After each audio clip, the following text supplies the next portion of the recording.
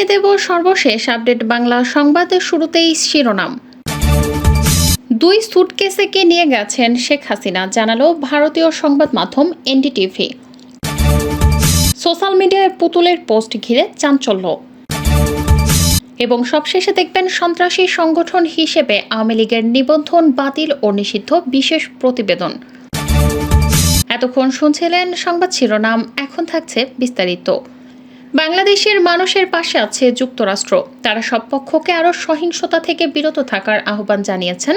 একই সঙ্গে বাংলাদেশ পরিস্থিতি সতর্কতার সঙ্গে মনিটরিং করছে। যুক্তরাষ্ট্রের পররাষ্ট্র মন্ত্রণালয়ের মুখপাত্র ম্যাথিউ মিলার বুধবার ব্রিফিংয়ে এসব কথা বলেছেন। তিনি বলেন, আমরা দেখেছি পদত্যাগ করেছেন প্রধানমন্ত্রী শেখ হাসিনা এবং তিনি বাংলাদেশ ছেড়ে গেছেন। গত কয়েক সপ্তাহে দেশটিতে অনেক বেশি প্রাণহানি হয়েছে। আমরা সামনের দিনগুলোতে সবাইকে শান্ত ও সংযত থাকার আহ্বান জানাই। স্বাগত জানাই একটি অন্তর্বর্তী সরকার গঠনের ঘোষণাকে। আহ্বান জানাই বাংলাদেশের আইন অনুযায়ী ক্ষমতা হস্তান্তরের। সপ্তাহান্তে এবং গত সপ্তাহগুলোতে যেসব মানবাধিকার লঙ্ঘন হয়েছে, হতাহতের ঘটনা ঘটেছে, সেজন্য আমরা গভীর শোক প্রকাশ করি। প্রধান বিচারপতি সহ সুপ্রিম কোর্টের আপিল ও হাইকোর্ট বিভাগের বিতর্কিত দলবাজ বিচারপতিদের দ্রুত পদত্যাগের দাবি জানিয়েছেন সুপ্রিম কোর্ট আইনজীবী সমিতির সভাপতি ব্যারিস্টার এ মাহবুব উদ্দিন খোকন। একই সঙ্গে রোববারের মধ্যে সুপ্রিম কোর্ট খুলে দিতে রাষ্ট্রপতির প্রতি আহ্বান জানান তিনি। বৃহস্পতিবার 8 আগস্ট সুপ্রিম কোর্ট বার সভাপতির কক্ষে আয়োজিত এক সংবাদ সম্মেলনে তিনি এ দাবি জানান। 2 সুটকেসে কি নিয়ে গেছেন শেখ হাসিনা, জানালো ভারতীয় সংবাদ মাধ্যম এনডিটিভি। বৈষম্য বিরোধী ছাত্র আন্দোলনের মাধ্যমে প্রধানমন্ত্রী শেখ হাসিনা পদত্যাগ করে দ্রুত দেশ ছাড়েন এবং ভারতে সাময়িকভাবে আশ্রয় নেন। দেশটির একটি প্রথম সারির সংবাদ মাধ্যমে বলা হয়, গোয়েন্দা তথ্যানুযায়ী 45 মিনিটের মধ্যে শাহবাগ থেকে গণভবনে আন্দোলনকারীরা চলে আসতে পারে বলে অনুমান করা হয়। শেখ হাসিনার নিরাপত্তা বিবেচনায় 45 মিনিট সময় বেঁধে দেওয়া হয়। এই স্বল্প সময়ের কারণে দেশত্যাগের প্রস্তুতি নিতে পারেননি তিনি। বঙ্গভবন এসে পদত্যাগ করে শেখ হাসিনা একটি সামরিক হেলিকপ্টারে দেশ ছাড়েন। ভারতীয় সংবাদ মাধ্যম এনডিটিভি একটি প্রতিবেদনে জানায়, শেখ হাসিনা 2টি সুটকেস নিয়ে বাংলাদেশ ছেড়েছিলেন। এছাড়া আর কিছুই সঙ্গে আনতে পারেননি তিনি। ওই সুটকেসগুলোতে ছিল কিছু পোশাক ও জরুরি নথিপত্র। শেখ হাসিনার সম্পত্তির পরিমাণ কত সেই হিসাব নিকাশও তুলে ধরা হয়েছে ওই প্রতিবেদনে। চলতি বছরের ভোটের আগে নির্বাচন কমিশনকে সম্পত্তির হিসাব দিয়েছিলেন তিনি। নির্বাচন কমিশনকে দেয়া হিসাব অনুযায়ী শেখ হাসিনার 4,36,00,000 টাকার সম্পত্তি রয়েছে। লক্ষ্মীপুরে প্রতিপক্ষের বাড়িতে হামলা ভাঙচুর লুটপাটে জড়িত থাকার অভিযোগে যুবদলের 4 নেতাকে দল থেকে সাময়িক বহিষ্কার করা হয়েছে।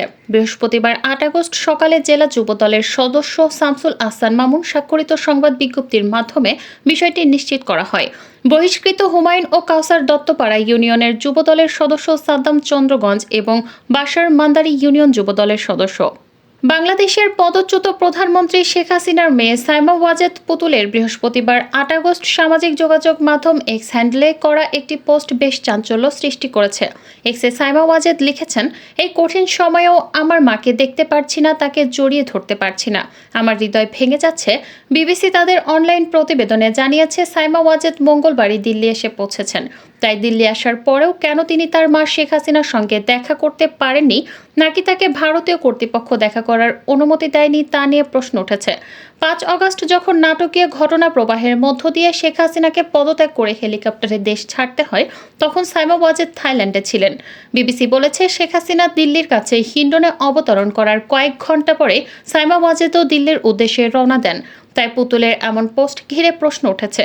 এদিকে হাসিনা সরকারের সাবেক তথ্য প্রযুক্তি বিষয়ক উপদেষ্টা সজীব ওয়াজেদ জয় বলেছেন, কোটা আন্দোলন যে সরকার উৎখাতের দিকে গড়াবে সেটি তারা কেউ ধারণা করতে পারেনি।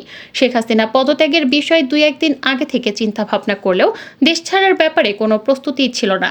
বিবিসির দক্ষিণ এশিয়ার সম্পাদক ইথিকরাজন আনবারসনকে দেয়া একটি দীর্ঘ সাক্ষাৎকারে সজীব ওয়াজেদ জয় বলেছেন, বিক্ষুব্ধ লোকজন গণভবনের দিকে মিছিল করে পৌঁছাতে যতটা সময় লাগবে, দেশত্যাগের জন্য শেখ হাসিনার হাতে সেটুকু সময় ছিল বলে তিনি জানিয়েছেন। তবে দেশত্যাগের জন্য নির্দিষ্ট করে কোনো সময় বেঁধে দেওয়া হয়নি তিনি দাবি করছেন।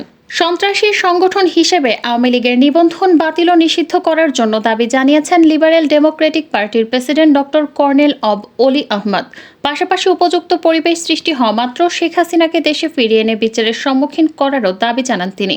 বৃহস্পতিবার সকালে রাজধানীর মগবাজারস্থ এলডিপির কেন্দ্রীয় কার্যালয়ে এক সংবাদ সম্মেলনে তিনি এ দাবি জানান। গণ অভ্যুত্থানে বাংলাদেশের স্বৈরাচারী নেতা শেখ হাসিনার পদত্যাগ ও দেশত্যাগের পর অন্তর্বর্তী সরকারের প্রধান হচ্ছেন ক্ষুদ্র ঋণের প্রবক্তা ও শান্তিতে নোবেল পুরস্কার বিজয়ী ডক্টর মোহাম্মদ ইউনূস। শেখ হাসিনা পদত্যাগ করার পর বাংলাদেশে সৃষ্ট পরিস্থিতিতে তার তাৎক্ষণিক কাজ হবে দুটি। প্রথমত, 17 কোটি মানুষের এই দেশটিতে তাকে আইনশৃঙ্খলা পরিস্থিতি পুনর্স্থাপন করতে হবে। দ্বিতীয়ত, অন্তর্বর্তী সরকারের ভূমিকা কী হবে তা তাকে নির্ধারণ করতে হবে। যুক্তরাষ্ট্রের প্রভাবশালী দ্য নিউ ইয়র্ক টাইমসে প্রকাশিত প্রতিবেদনে এসব কথা বলা হয়েছে। এতে বলা হয়, বাংলাদেশের সহিংসতা, আতঙ্ক দেখা দেয়া ও প্রতিবাদ বিক্ষোভকারীদের সুপারিশে ক্ষুদ্র ঋণের প্রবক্তা ডক্টর মোহাম্মদ ইউনূসকে অন্তর্বর্তীকালীন সরকারের প্রধান হিসেবে নিয়োগ দিয়েছেন প্রেসিডেন্ট।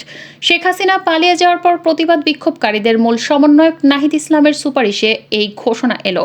মঙ্গলবার প্রেসিডেন্টের সঙ্গে সেনাবাহিনীর কর্মকর্তাদের একটি গ্রুপের সঙ্গে অন্যদের উপস্থিতিতে যে মিটিং হয় তাতে উপস্থিত ছিলেন নাহিদ। নিউ ইয়র্ক টাইমস লিখেছে, বাংলাদেশের জাতীয় সংসদ বিলুপ্ত করা হয়েছে। এ অবস্থায় অস্থায়ী সরকারের নেতৃত্বে আসবেন 84 বছরের বয়সী ডক্টর ইউনূস। ডিবি কার্যালয়ে সেনাবাহিনীর অভিযান, টাকা উদ্ধার।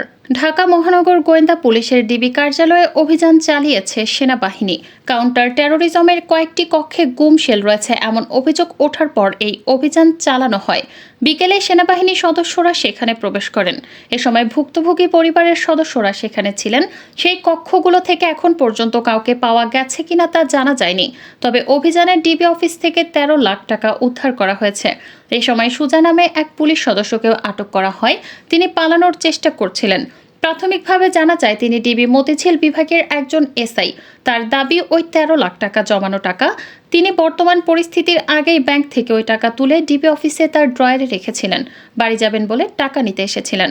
সাবেক প্রধানমন্ত্রী শেখ হাসিনা পদত্যাগ করে দেশ ছেড়ে পালানোর সঙ্গে সঙ্গে গত সোমবার বিকেলে গাজীপুর সিটি কর্পোরেশনের সাবেক মেয়র জাহাঙ্গীর আলমের নগরের ছায়দানা এলাকার 4তলা বাসভবনে হামলা চালিয়ে ভাঙচুর ও লুটপাট করে আগুন লাগিয়ে পুড়িয়ে দেওয়া হয়।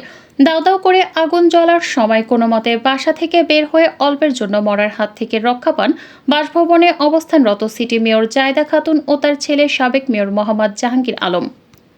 অন্তর্বর্তীকালীন সরকারের প্রধান হচ্ছেন নোবেলজয়ী ডক্টর মোহাম্মদ ইউনূস। খুব স্বাভাবিকভাবেই তার নিয়োগ নিয়ে প্রতিবেশী ভারত কী ভাবছে তা নিয়ে রয়েছে নানা জল্পনা কল্পনা। ডয়েচে ভেলের এক প্রতিবেদন বলছে, দেশটির সাবেক কূটনীতিক, নিরাপত্তা বিশেষজ্ঞ, বাংলাদেশ বিশেষজ্ঞরা মনে করেন ডক্টর ইউনূসই সবচেয়ে গ্রহণযোগ্য বিকল্প। যেমন ওপি জিন্তল বিশ্ববিদ্যালয়ের আন্তর্জাতিক সম্পর্কের অধ্যাপক শ্রীরাধা দত্ত জানিয়েছেন, ডক্টর মোহাম্মদ ইউনূসের আন্তর্জাতিক স্বীকৃতি ও গ্রহণযোগ্যতা আছে। ছাত্রছাত্রীদের কাছে তিনি হলেন অ্যাসপিরেশনাল ব্যক্তিত্ব। তাকে দেখে তারা উদ্ভূত হয়। শ্রীরাধার মতে, ইউনূসকে কোণঠাসা করার চেষ্টা করেছেন শেখ হাসিনা।